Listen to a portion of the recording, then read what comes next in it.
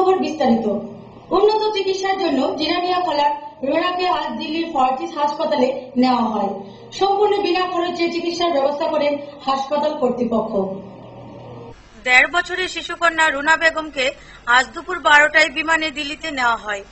দিল্লির ফর্টিস হসপিটালের লোকজন রাজ্যে এসে খুমুলুঙে জিরানিয়াখলায় রুনা ও তার মা ফাতেমা বেগম এবং বাবা আব্দুর রহমানকে নিয়ে যায়। দিল্লির ফর্টিস হসপিটালের এক উচ্চ পর্যায়ের চিকিৎসক দল সম্পূর্ণ বিনা খরচায় রুনার চিকিৎসা চালাবে। তার মাথায় অস্ত্রোপচার করবে বলেও জানা যায়। ৪ দিন পূর্বে বিশ্বের ১৯টি বেসরকারি খবর সংস্থায় জিরানিয়াখলার ১.৫ বছর শিশুকন্যা রুনা বেগমের বিকট মস্তিষ্কের খবর বের হয়। তারপর থেকে বিশ্বের কয়েকটি স্বেচ্ছাসেবক সংস্থা রুনার খোঁজ খবর নেয়। লন্ডনের একটি সংস্থাও রুনাকে নিয়ে যেতে চেয়েছিল উন্নত চিকিৎসা করানোর জন্য।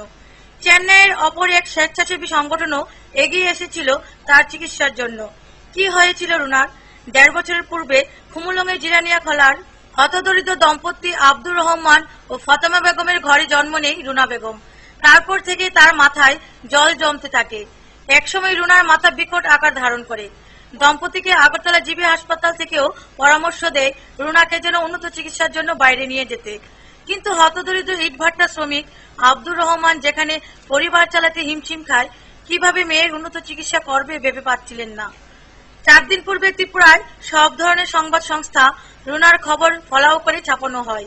তারপর খবর পেয়ে অনেক সংগঠনই এগিয়ে আসে রুনার উন্নত চিকিৎসা করাতে।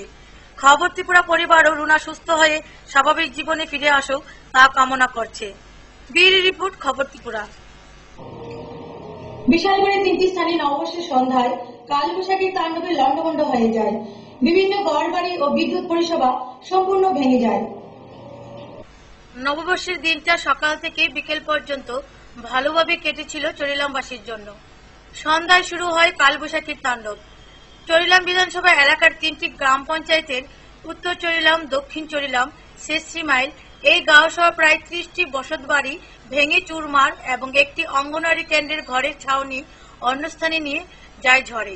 গোটা চরিলাম এলাকার বিদ্যুৎ পরিষেবা বন্ধ নববর্ষের সন্ধ্যা থেকে।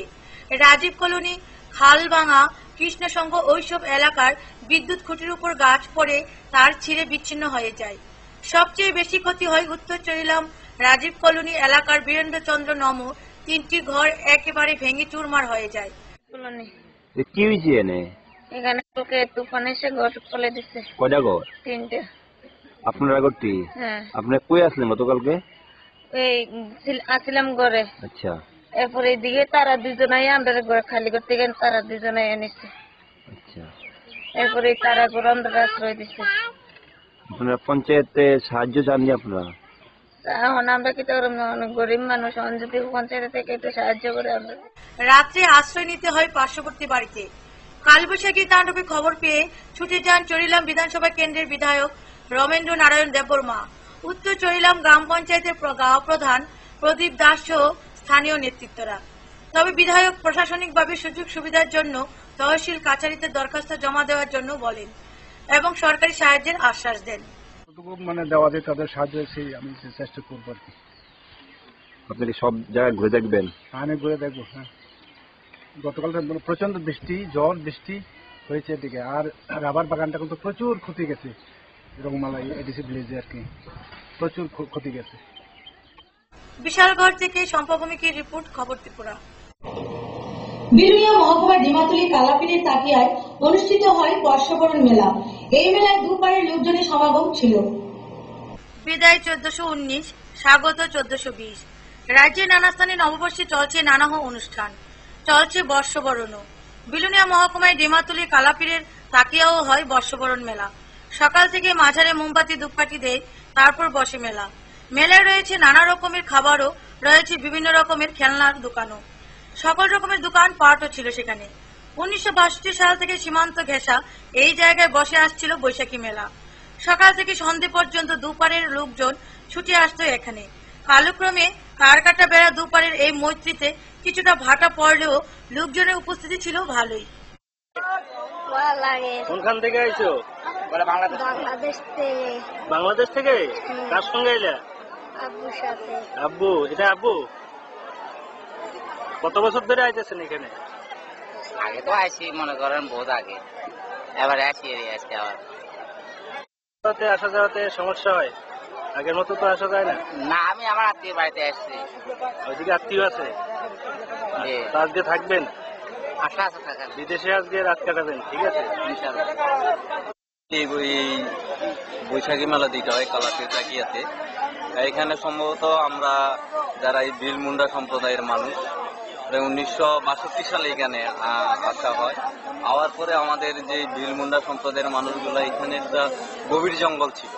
এই গভীর জঙ্গলের মধ্যে এটা যখন এখানে পার্শ্ববর্তী আপনারা দেখতে পাচ্ছেন যে একটা পুকুর আছে, এই পুকুর মাছের অনেক রমরম ছিল। তারপর এখানে যখন মাছটা ধরার পর তখন এখানে জঙ্গল টঙ্গল পরিষ্কার করার পর তারাই সিদ্ধান্ত নিয়েছিল যে এখানে পয়লা বৈশাখ এখানে মেলা করা হবে। আজকে 1962 সাল থেকে আজকে 2013 সাল পর্যন্ত এখানে মেলা চলছে, প্রতি বছরই পয়লা বৈশাখ। প্রথমত যাতায়াতের অনেকেই সুব্যবস্থা ছিল এবং বাংলাদেশের মানুষ যে সময় কাঁটাতারের ছিল না, তখন কিন্তু বাংলাদেশের মানুষ, যেমন আমরা আগরতলাতে দেখলাম 21শে ফেব্রুয়ারিতে যে মিলন মেলা, যে একটা মেলবন্ধন হতো, সেখানেও আমাদের এই বৈশাখী মেলাতে সেরকম একটা মেলবন্ধন হতো প্রতি বছর পয়লা বৈশাখ। সেটা ডিমাতুলিবাসীর গর্ব হিসাবে আমরা দুপারের মানুষ ভারত বাংলা এক হইতে পারতাম। কিন্তু কাঁটাতারের বেড়ার পরে আজকেও সীমান্তের ওপারে অনেক মানুষ, বাংলাদেশি মানুষ জড়ো হয়েছিল। বিএসএফ তাদের নিরাপত্তার কারণে সীমান্তর গেট খুলতে পারেনি, তার জন্য মেলায় আসতে পারে। কিন্তু এই ত্রিপুরা রাজ্যে বা আমাদের বিলুনিয়া বিভাগের মধ্যে, গোটা পশ্চিম পাহাড়ের মধ্যে এই মেলাটা একটা ঐতিহ্য মেলা হিসাবে পরিচিত। এখন কিন্তু আমাদের অনেক রাস্তাঘাট হয়েছে, যোগাযোগের খুবই একটা সুগম। আমরা আশা করছি যে আগামী দিনগুলোতে এই মেলা আগে যেরকম একটা জাঁকজমকপূর্ণ মেলা হিসাবে পরিচিত ছিল ভারত বাংলাদেশের মিলনে, এখনো আগামী দিনগুলোতে এই মেলাটা একটা সুযোগ সমৃদ্ধ হয়ে উঠবে এবং আগামী দিন যাতে এখানে আসার কোনো রকমে যে আগে যানজটের যে সমস্যা ছিল সেই সমস্যাটা এখন নেই। আমাদের মেলা প্রাঙ্গণ আলোকিত হবে। তা আমরা আগামী বছরে এই বিদ্যুতের ব্যবস্থা করলে মেলা এখন যে সন্ধ্যার পরে বন্ধ হয়ে যায়, সেটা কিন্তু রাত্র পর্যন্ত মেলা আমরা চালাতে। আবারও স্বাগত। লুপ্ত প্রায় লজ্জাপতি বানর উদ্ধার হয় কৈলাস শহরে। এলাকাবাসী এটিকে আটক করে বন দপ্তরের হাতে তুলে দেয়। আজ কৈলাস শহরের গোবিন্দপুরে ত্রিপুরার বিলুপ্ত প্রায় প্রাণী লজ্জাপতি বানর উদ্ধার করে এলাকাবাসীরা। শহরের গোবিন্দপুরের মণিপুরী মণ্ডপের পাশে প্রথমে সকালে দেখে এই বানরটিকে এলাকার এক যুবক। এরপর এলাকায় মানুষ বানরটিকে ধরে কৈলাসহর ফরেস্ট ডিভিশনের খবর দেয় এবং ফরেস্ট কর্মীদের হাতে তুলে দেয়। এই উদ্ধারকৃত লজ্জাপতি বানরটি রক্ষার জন্য কৈলাসহর বন দপ্তর বানরটিকে উত্তর জেলার রোয়া অভয়ারণ্যে ছেড়ে দেবে বলে সাংবাদিকদের এক সাক্ষাৎকারে কৈলাসহর ফরেস্ট ডিভিশনের ফরেস্ট রেঞ্জার মণিময় শর্মা জানান। উল্লেখ্য, উদ্ধারকৃত এই লজ্জাপতি বানরটি দিনের বেলা চোখে দেখতে পায় না। Some local people from Govindapur, and they had captured one slow lorry, which is locally called Lajapati Banar. It is actually endangered and rare species. It is endemic for Tripura only. It is not found in other places. And after getting information, we immediately went that place, and we have collected these animals, and then it has been sent to its where it can live very easily, comfortably, like this at a natural environment. It has been sent. Kailash শহর থেকে প্রিয়তোষ দাসের report, খবর ত্রিপুরা। নববর্ষের পূর্ণলগ্নে Charilam Ananda Marga primary স্কুলে দুস্থ ছাত্রছাত্রীদের মধ্যে শিক্ষা বিষয়ক সামগ্রী প্রদান করা হয়। শুভ নববর্ষের পূর্ণলগ্নে চরিলাম আনন্দমার্গ প্রচারক সংঘের উদ্যোগে গতকাল সকালে প্রভাত ফেরি ও চরিলাম এলাকার 50 জন দুস্থ ছাত্রছাত্রীদের মধ্যে শিক্ষা সামগ্রী বিতরণ করা হয় চরিলাম আনন্দমার্গ বিদ্যালয়ে। শিক্ষা সামগ্রী বিতরণ অনুষ্ঠানে উপস্থিত ছিলেন চরিলাম আনন্দমার্গ প্রাইমারি বিদ্যালয় কমিটির সভাপতি চন্দন দেবনাথ, বিদ্যালয়ের প্রধান শিক্ষক শঙ্কর দাস এবং শিক্ষক রাকেশ সরকার। চরিলাম আনন্দমার্গ প্রচারক সংঘ প্রত্যেক বছর এই ধরনের অনুষ্ঠান করে থাকেন বলে জানান। দুস্থ ছাত্রছাত্রীরা এই খাতা কলম পেয়ে খুশি। এই অনুষ্ঠান এলাকার অভিভাবক সহ বিদ্যালয়ের ছাত্রছাত্রীরা দুস্থ ছাত্রছাত্রীদের হাতে শিক্ষক সামগ্রীগুলি তুলে দেন। এই প্রভাত ফেরি হয়েছে সকালবেলা, তারপর আনন্দমার্গের আরেকটা শাখা এমআরটির উদ্যোগে আজকে রিলিফ কাজ চলছে। কতজনের মধ্যে দেওয়া হয়েছে? আজকে প্রায় 50 থেকে 60 জন দুস্থ ছাত্রছাত্রীদের মধ্যে এই এমআরটির রিলিফ সামগ্রী বিতরণ করা হচ্ছে। বিশালগড় থেকে সম্পাভূমি কি রিপোর্ট, খবর ত্রিপুরা। আজ কৈলাসহর DUI/FI এর উদ্যোগে ভগৎ সিং হল ঘরে এবং টিলাবাজারে এক কনভেনশন অনুষ্ঠিত হয়। এই অনুষ্ঠানে উপস্থিত ছিলেন DUI/FI এর রাজ্য সভাপতি তাপস দত্ত।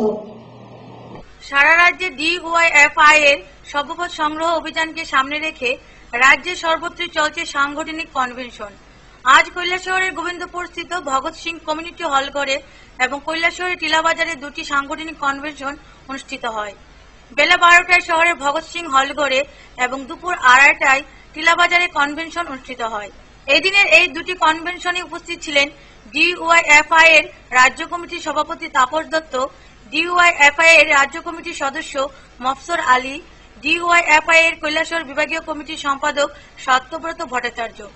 এদিন কনভেনশন চলাকালীন রাজ্য কমিটির সভাপতি তাপস দত্ত কৈলাসহর বিভাগীয় কমিটির সম্পাদক সত্যব্রত ভট্টাচার্যকে পাশে রেখে সাংবাদিকদের মুখোমুখি হয়ে বলেন, গণতান্ত্রিক যুব ফেডারেশন প্রতি বছর সভ্যপদ গ্রহণ অভিযান সংগঠিত করে। এবছরও আমরা আমাদের সভ্যপদ গ্রহণ অভিযান সংগঠিত করব আগামী 28শে এপ্রিল থেকে 5ই মে। ফলে এই সময় পর্বে যে 8 দিন ধরে আমরা সভ্যপদ গ্রহণ অভিযান সংগঠিত করব, এই সময় আমরা 15 থেকে 40 বছরের যত যুবক যুবতী আছে সমস্ত যুবক যুবতীদের কাছে গিয়ে আমরা আবেদন জানাবো যে আমাদের সংগঠনে সভ্যপদ গ্রহণ করবার জন্য। ফলে এই সভ্যপদ গ্রহণ অভিযানকে কেন্দ্র করে আমরা আমাদের প্রতি বছরই আমাদের একেবারে ইউনিট থেকে শুরু করে রাজ্য পর্যন্ত আমরা বিভিন্ন কর্মসূচি করে থাকি। আমরা রাজ্য স্তরে মিটিং এর পর আমরা বিভাগ স্তরে কনভেনশন করেছি, বিভাগীয় কনভেনশন শেষ হয়ে এখন আমাদের অঞ্চল স্তরে কনভেনশন চলছে এবং অঞ্চল স্তরে কনভেনশনের পর ইউনিট লেভেলে আমাদের মিটিং হবে, কনভেনশন হবে এবং সেই ইউনিট লেভেল মিটিং কনভেনশনের পরে টিম হবে এবং আলটিমেটলি সব কাজ সেরে আমরা প্রায় 2 মাসের এই প্রক্রিয়া শেষ করে আগামী 28 থেকে 5ই এপ্রিল আমাদের সভ্যপদ গ্রহণ অভিযানে আমরা সামিল হব। উল্লেখ্য, DUI/FI কৈলাসহর বিভাগের অধীনে মোট 13টি বিভাগ রয়েছে। এই 13টি বিভাগের মধ্যে আজকে প্রথম শুরু হলো কনভেনশন। কৈলাসহর থেকে প্রিয়তোষ দাসের রিপোর্ট, খবর ত্রিপুরা। নববর্ষে নতুন পোশাক পেল উদয়পুরের 40 জন ক্রিকেটার। উদয়পুর ক্রিকেট সংস্থার সভাপতি মাধব সাহা ক্রিকেটারদের হাতে পোশাকগুলি তুলে দেন। ক্রিকেটারদের হাতে তুলে দেওয়া হলো নববর্ষের নতুন পোশাক। কেবিআই মাঠে আজ এক অনুষ্ঠানের মধ্য দিয়ে 40 জন ক্রিকেটারকে এই পোশাক তুলে দেওয়া হয়। উদয়পুর ক্রিকেট সংস্থার সভাপতি মাধব সাহা পোশাকগুলো ক্রিকেটারদের হাতে তুলে দেয়।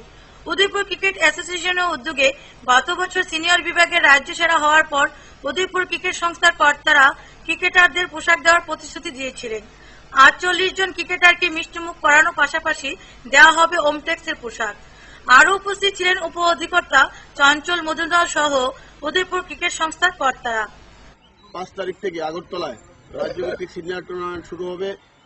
আমরা 2-1 দিনের মধ্যে আমরা নির্বাচক মণ্ডলী অনুরোধ করব যাতে আমাদের টিমটা দিয়ে দেয়, আমরা প্র্যাকটিস শুরু করব। যদিও অনেক সিনিয়র ক্রিকেটার আছে এই সময়টার মধ্যে জেসি ক্রিকেটে নিয়ে ব্যস্ত থাকবে, কিন্তু জেসি ক্রিকেট শেষ হবে 3 তারিখ, তারপরে 5 তারিখ থেকে রাজ্য ভিত্তিক ক্রিকেটটা শুরু হবে। যদিও আমরা বি গ্রুপ, আমাদের খেলাটা শুরু হবে 10 তারিখ। আমরা একটা ভালো প্র্যাকটিস করার একটা সময় পাবো সবাই মিলে। সেই দিক থেকে 10 তারিখ থেকে আমাদের যে অংশগ্রহণ। ব্যুরো রিপোর্ট, খবর।